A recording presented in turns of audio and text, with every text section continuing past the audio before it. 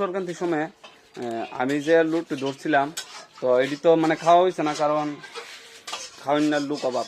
সবাই মিলে থাকলে তো মানে খাইতে ভালো লাগে। এখন এদিকে আপেল, শশা, শশা না খিরা, তারপর কুলবরুই সব এক কানা কইরা এদিকে কিতা করো বত্তা করো। কিভাবে বত্তাটা বানাই তোমরা দেখো, ইউনিক বত্তা এটা। এর মধ্যে কিতা কিতা দেওয়া হয়েছে?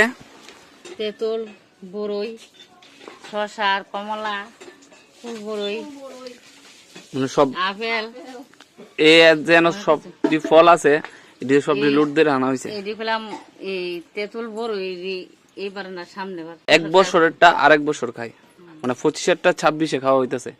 এরকম হয়েছে বত্তা? আমিও টেস্ট করে দিই। ইডি নিয়ে আমার